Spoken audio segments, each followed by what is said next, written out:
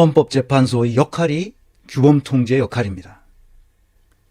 헌법을 해석할 수 있는 유일한 기관이에요.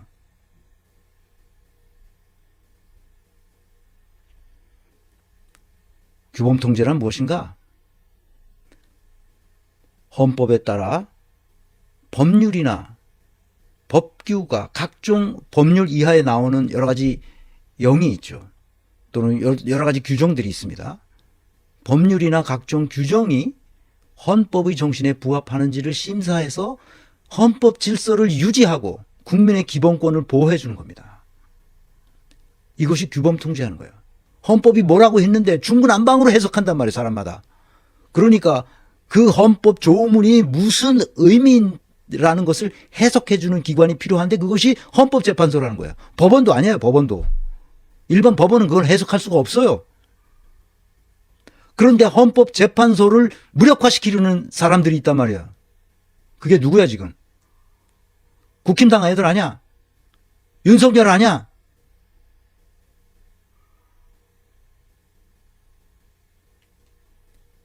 국가가 제정한 법률이 헌법의 정신과 내용에 맞는지를 확인해 주는 거예요.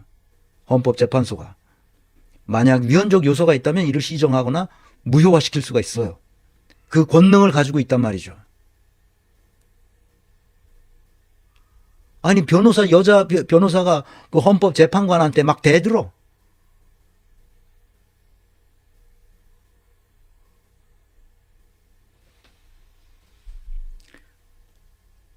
그건 개판인 거야, 나라가.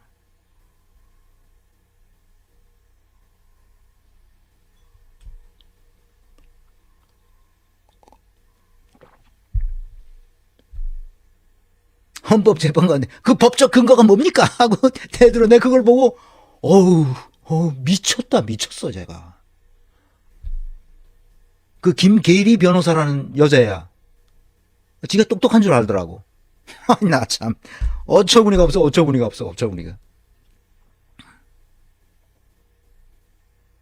이렇게 개판이 된 거야 나라가.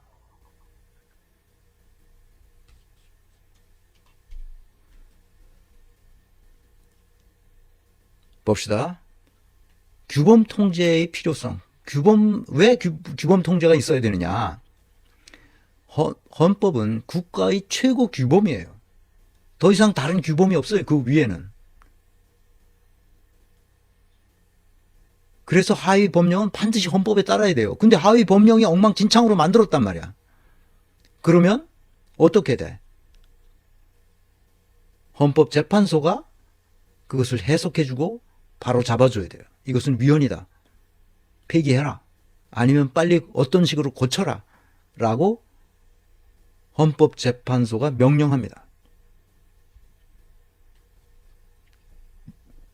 입법부의 권한 남용이 있거나 또는 헌법을 위반할 가능성을 미리 방지할 수 있어요. 잘못된 입법이 일어나면 그것을 폐기 처분하거나 수정하도록 한다 이 말이에요. 입법부는 언제나 위험합니다. 법으로 통제하기 때문에 헌법에서 벗어날 생각을 할 수도 있어요. 다수당이 되면, 그리고 과반이 넘는 당이 되면 반드시 그렇게 할 유인 속에 시달린단 말이에요. 민주당도 과반이 넘는 정당이기 때문에 그럴 유혹에 항상 노출돼 있어요. 그래서 그것을 통제할 필요가 있는 거예요. 그것을 뭐라고 그러냐? 규범 통제라고 하는 거예요.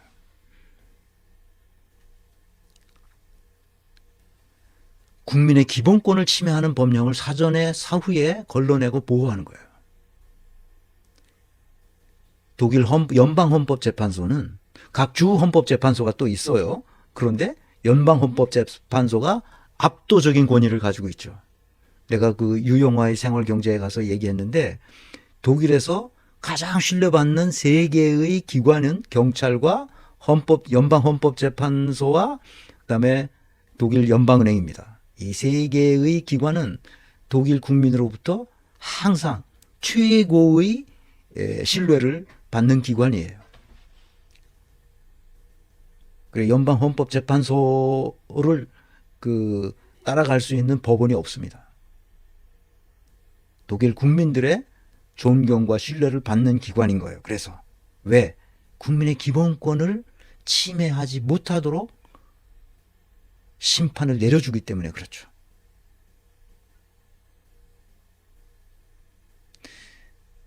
독일 기본법 제1조 1항이 바로 그거예요. 인간의 존엄성을 침해할 수 없다. 이것을 존중하고 보호하는 것은 모든 국가 권력의 의무다. 국가 강제력이라고 했어요. 그 staatliche Gewalt라는 말은 국가 강제력. 국가만이 강제력을 가져요. 누구도 강제력을 갖지 않습니다. 그런 국가 강제력은 뭘 위해서 존재한다고? 인간의 존엄성을 존중하고 보호하기 위해서 있다는 거예요. 그 인간의 존엄성을 보호해 주는 게 누구야? 경찰이었어요. 그래서 경찰이 독일 국민적 신뢰도가 가장 높은 게 경찰인 거예요. 그래서 인간의 존엄성을 존중하고 보호해 주는 게 경찰이기 때문에 그렇죠. 그것을 심판해 주는 게 연방 헌법 재판소이기 때문에 그런 거예요. 그렇게 잘 살 수 있도록 그 폐허 속에서 라인강의 기적이 일어나서 경제적 부흥이 일어날 수 있도록 이 컨트롤을 잘 해준 데가 어디야? 독일 연방은행인 거예요. 우리 한국은행과 같은 역할을 하는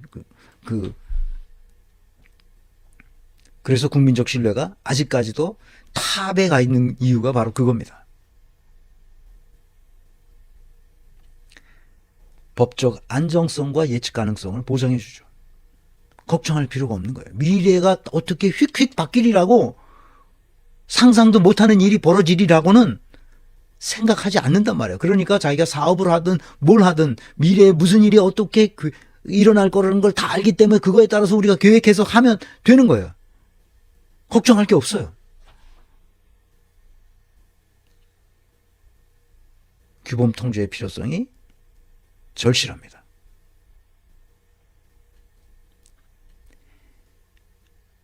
이것은 어떤 역할을 하냐? 아까 얘기했지만 아까 김건희의 조작, 윤석열의 거짓말에서 내가 얘기했지만 우리들이 삶의 지침이 되는 거예요. 가이드라인을 제공해 주죠. 가이드라인을. 우리의 삶에. 두 번째는 사회적 합의의 길을 갈 수 있도록 만들어줘요. 합의의 길. 너무 아름다운 길입니다. 마지막으로 시대 변화에 대한 부흥과 그 책임을 요구하죠. 이게 무슨 말이냐? 시대는 계속 변하고 있어요. 그런데 헌법도 변해야 돼요.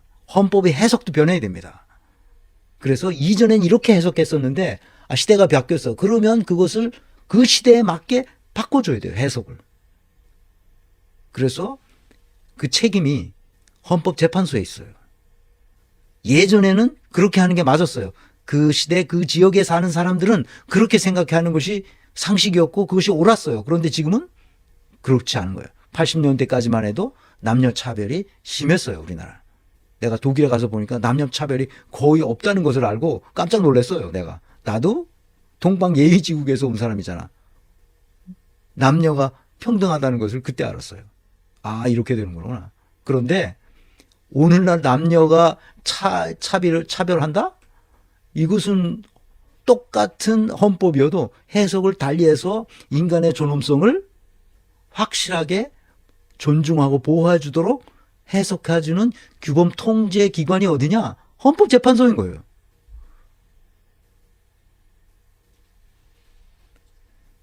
그래서 헌법재판소가 그렇게 중요한데도 이것을 무력화시키려는 세력이 있단 말이죠. 내가 그걸 보고 깜짝 놀랐어요. 이렇게 무식한 놈들이 있나. 헌법재판소의 권위와 역할에 대해서 지금은 온 국민이 지지하고 신뢰를 보내야 할 때입니다. 다만 그런 수준의 법률가를 헌법재판관으로 임명하는 것은 국회와 국민의 몫입니다. 존경 국가로부터 국민으로부터 이 세계로부터 존경받을 만한 헌법재판관을 임명하는 것, 그것은 우리의 몫입니다.